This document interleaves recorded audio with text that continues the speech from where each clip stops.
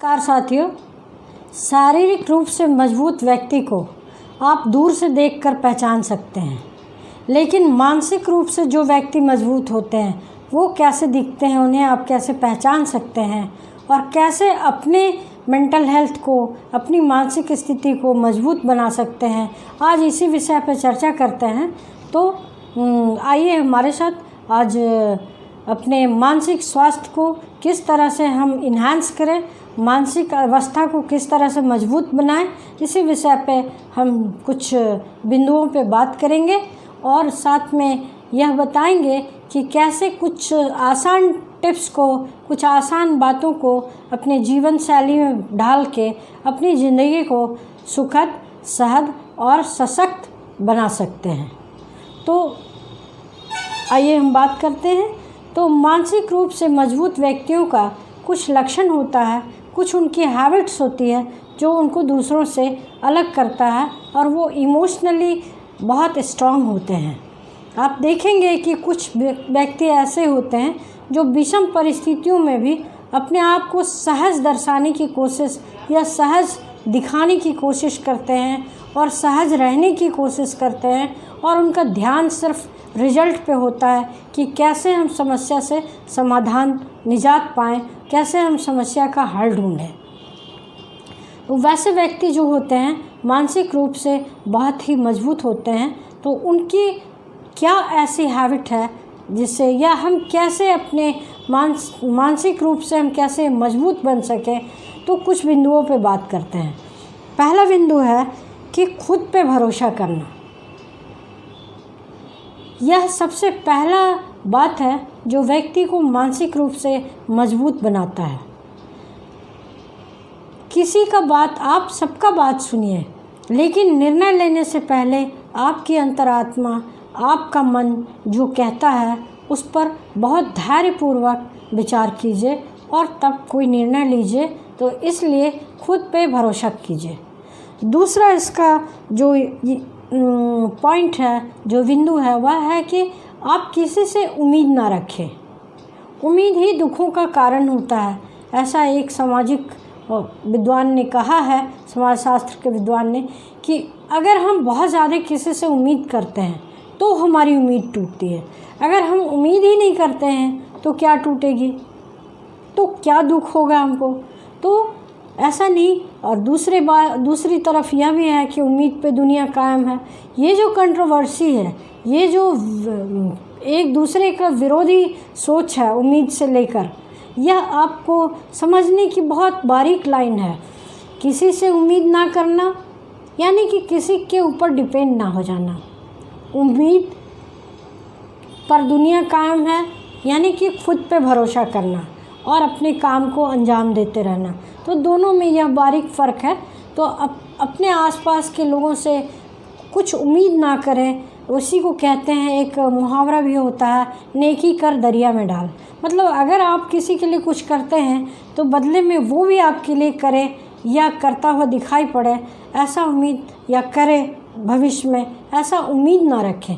कर दे तो अच्छा है, लेकिन आप उस पर उम्मीद ना लगाएं, चाहे वह कोई भी हो, रिश्तेदार हो, मित्र हो, दोस्त हो, समाज के कोई भी व्यक्ति हो, उन पे आप बहुत ज़्यादा निर्भर मत होइए। उन पे उम्मीद लगा के उनके भरोसे ना बैठे। आगे है कि रिजेक्शन को स्वीकार करें।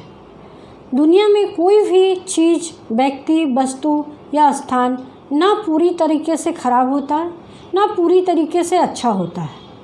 तो कहीं ना कहीं एक बात पर दुनिया का हर एक व्यक्ति, कोई ऐसा बात नहीं है जिस पे कि साझा हो, सब सहमत हो सके। तो आप भी हम मान के चलिए कि आपकी किसी बात को समाज का कोई वर्ग, समाज का कोई व्यक्ति रिजेक्शन दे सकता है। वह रिजेक्शन को अगर आप सकारात्मक रूप से लेते हैं तो आप उसमें सुधार करते हैं अपने आप में और अपने आप को और अच्छा बनाते हैं, अपने आप को और तरक्की पे ले जाते हैं। अगर आप उसे नकारात्मक ढंग से लेते हैं तो आपको बहुत हीनता की भावना होगी और बहुत धीरे धीरे ये आपकी हैबिट बन जाएगी और डिप्रेशन की तरफ और मानसिक कमजोरी धीरे धीरे बढ़ता जाएगा। तो इसीलिए रिजेक्शन को स्वीकार करें।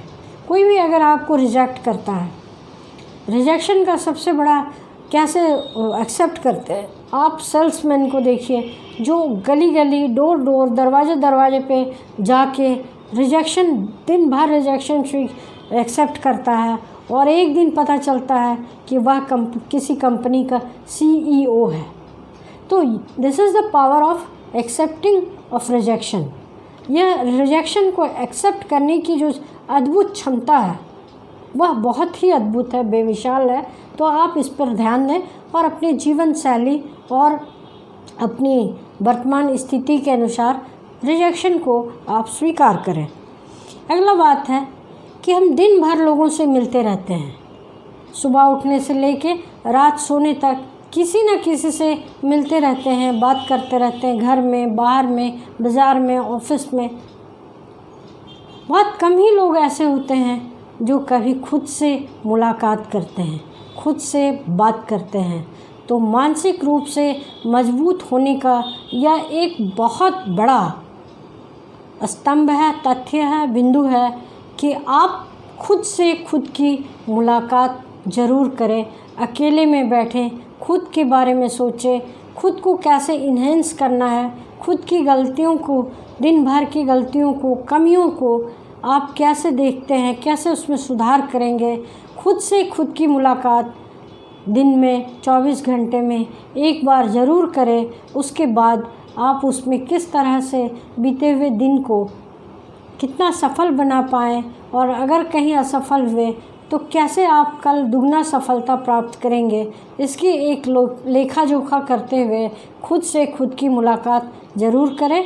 और साथ ही मुलाकात के साथ साथ ईश्वर को भी धन्यवाद दें। ग्रैटिट्यूड में बहुत पावर है, धन्यवाद देने में बहुत बड़ा पावर है।